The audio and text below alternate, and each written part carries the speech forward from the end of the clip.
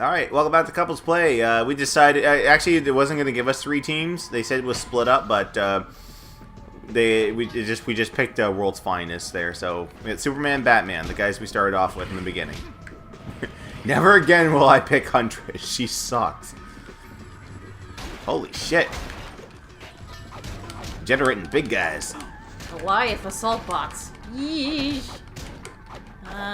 Maybe if I can try to destroy the... Oh, you already did. The only Goliath I care about is the one voiced by Keith David. Gargoyles. Best show Disney ever made. Oh, I missed that show. The fact that it even had most of the next-gen people on it. Well, yeah, they had what? Brent Spiner, Jonathan Frakes, I can never pronounce her name. It's Deanna Troy. Deanna Troy. Oh, no, the real actress. name. I have no idea. Let's just call her Deanna Troy. Yeah, Deanna Troy, Or Commander make Derek Riker. Venezia. God damn it! What was his name? Data. Brent- Not only that, there was an episode. Brent Spiner. Yeah, I know it was Brent Spiner. Yeah, but I was I couldn't remember who he was. There's that, and then there's an episode where who was the bald? Not the bald. They're all bald, but he was the little tiny one with the wings shield. on his arm. You missed a shield. That's fine. Who was that one? I think his name was Lexington. There's an episode where Lexington and Bronx, the dog, where they were in Scotland and they got picked up by a human Scottish family, and the father was played by Chief O'Brien from DS9. Oh, by the way, do you ever see those Day in the Life of Chief O'Brien comics on the internet? No. It's just a picture of Chief O'Brien, because like before he was on DS9, he was the helmsman of the Enterprise, and then he got delegated to Transporter Chief. So he would be the guy that would just... That would be the world's most boring job ever. That is. And I can't remember whose stand-up that was, but it was, what's the worst job in the world? Transporter Chief. Because you have to sit there all times a day just hoping someone wants to beam up or beam down. You got nothing else to do. And God forbid if you ever want to take a piss and someone comes up and is like, Mr. O'Brien, we wanted to be down. It's like, sorry, sir, I have to go pee. That's fine. Then he mentioned it's like, what would be the next worst job? Helmsman of the Enterprise D. Because like you train for years in Starfleet to pilot the flagship ship of the fleet of the Federation, and then here comes this little pissant called Wesley Crusher, and Picard's like, "Oh, you can pilot the ship, Mr. Crusher," and the guy's like, "The fuck?" It's like, "No, hold off! I'm trying to bang his mother." Every time I try to do Patrick Stewart, I think I always throw a little Connery in there. Yeah, you do a mixture of both Patrick Stewart and Sean Connery. Number 1, losers always whine about their best. Winners go home and fuck the prom queen. And yes, I love The can Rock. Respond. I saw an interview with, I can't remember the guy's real name, but he's the actor who plays Howard on The Big Bang Theory. And Conan O'Brien was talking about how one of his idols was Nick Cage, because Nick Cage, because everyone thought he looked like Nick Cage. So he did an impression of him doing a line from The Rock. It's the one who's like, "Oh, well, yeah, I'm sure that's really nice, but yeah, you see, I'm kind of, maybe once we're done, you can give me a little tour. I'm gonna go to the gift shop, but right now, I don't know. I just feel like finding some rockets." I can't do a Nick Cage impression at all. Can you imagine him as Superman? Nick Cage? Yeah. No! Well, he was in league to be Superman in Tim Burton's Kevin Smith's version. Well, Kevin Smith wrote it, and then Tim Burton was going to... I can't go through that way. Looks like we have to go through here. Yeah, he was going to produce... Or he was going to direct it. They actually have... There are photos out there of Nick Cage in the outfit, and Future Me edited this in and put up the picture. It was basically going to look like a just kind of like the Batman outfits that he would have in his other scenes. And I was like, it didn't look that bad, but couldn't really imagine Nicolas Cage as Superman. But this was going to be a one that, like, you know, it was going to feature Brainiac too. And that'd be like the first time Brainiac would be on screen for anything. But, you know, you gotta keep bringing back Zod and Luthor. Well, that thing was a pile of nothing. He had a big old entrance. Yeah? Yeah?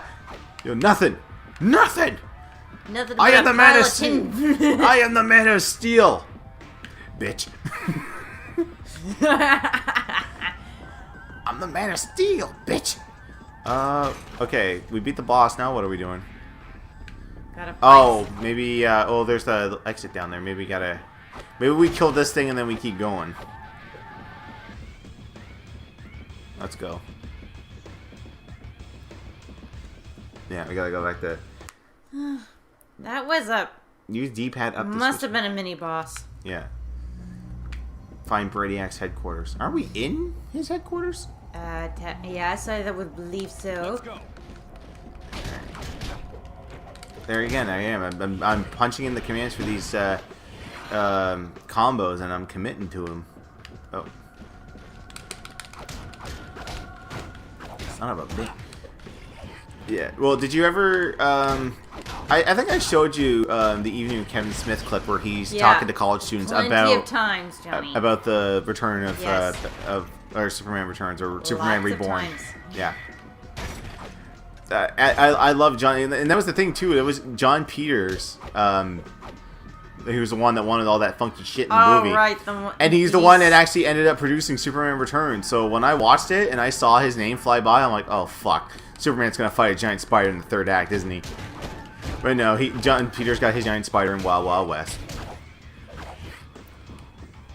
I just love the reaction from the crowd when he's telling the kids. He's like, I never thought about Superman Reborn or anything else until I went to the cinema that summer and went to go see a movie that John Peters had produced called The Wild Wild West. And like there's this pause and then everyone's just started bursting out laughing. He's like, so I'm sitting there going, oh god lord, this thing's a piece of shit. And then all of a sudden, a giant fucking spider shows up. Did I show you the aftermath of that? Of how he kind of had a war of words with Tim Burton afterwards? Really? Well, it was... he never thought about it again until people would bring copies of the Superman Reborn script to him to sign at conventions. And he would always sign it, fuck Tim Burton. But the thing was is that he... oh, we better kill this thing. It's going to keep spawning them. Yeah. The thing was is that he... his buddy called him up because he did a run of comics that took place between Dogma and Jay and Silent Bob Strike Back. It was kind of a little mini adventure. Or was it... I can't remember if it was Chasing Amy to Dogma. Yeah, I think it was Chasing Amy to Dogma. It was like Chasing Dogma it was called. And it was about Jay and Silent Bob and like a little misadventure that they had that led up to after they leave T.S. and Brody. I'll let you take the big dude. Ow! No, sorry, Banky and Holden. I'm thinking of the wrong movie. There's too many fucking Kevin Smith movies. So yeah, it was Banky and Holden. And it was just this little comic that after he says, chasing Amy, you're chasing Amy, all that shit. And they leave the diner with their money from Holden. And they had like this little mini adventure, and it ends with them in Dogma saving I can't remember her name. It was the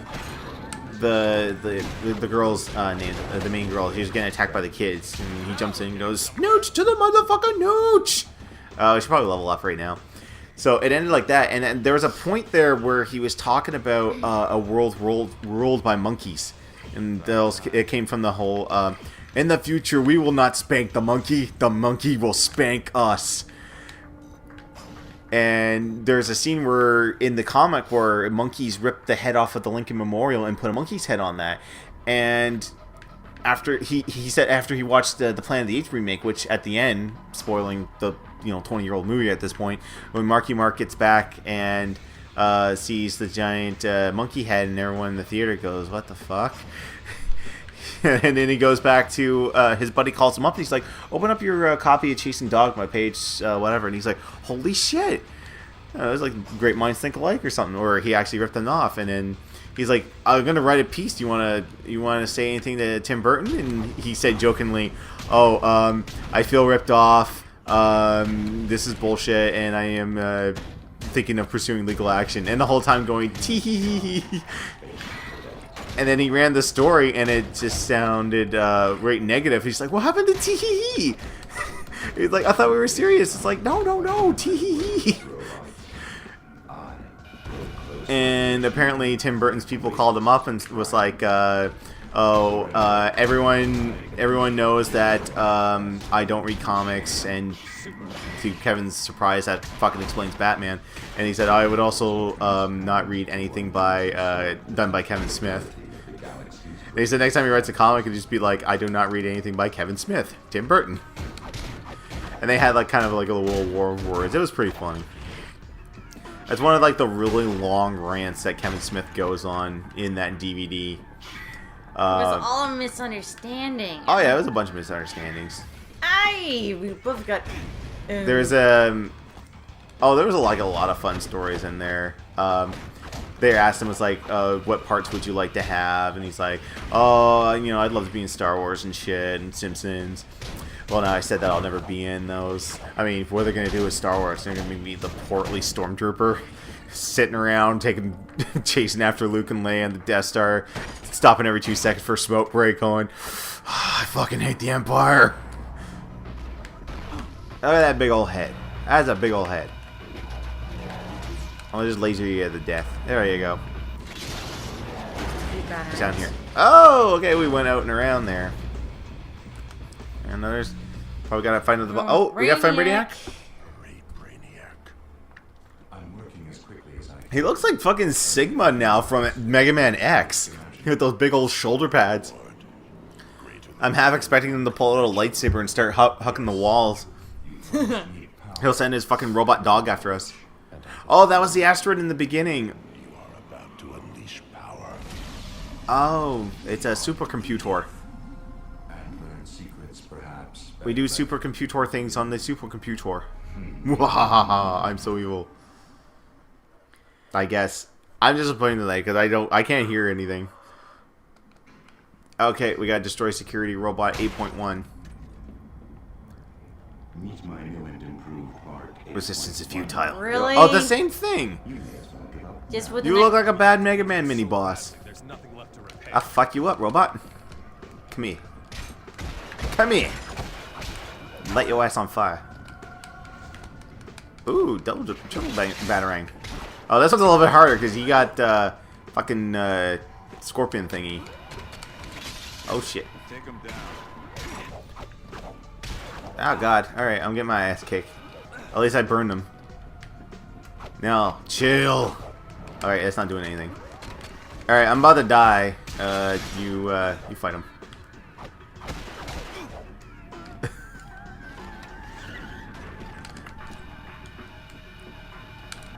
Ah, one punch. Got him. Well, batarangs and one good old punch. Is there anything else in here worth getting? Probably not. This strange blue shit. Weird purple. Let's go. Dun Okay, dun dun dun fine. dun dun dun dun. It's gonna suck. I just realized now that because of YouTube content ID claims, how easy it is to get, we're gonna have to turn all the music off when we play Lego Batman 2. Because Danny Elfman's soundtrack will probably get flagged, and I know for sure Superman theme will get flagged. Oh well. You know, if we want these videos up, we gotta kind of adhere to all that stuff. They're not blowing up. That's a good thing. Hey, we got enough to buy Green Arrow. Of course, we can't even use them right now because, oh shit. Thanks for knocking me into the checkpoint. I think this is a good time of any to say next time on Couples Play, more exploring of Brainiacs. Oh god, man! Whew, that was close. Alright. Next time on Couples Play.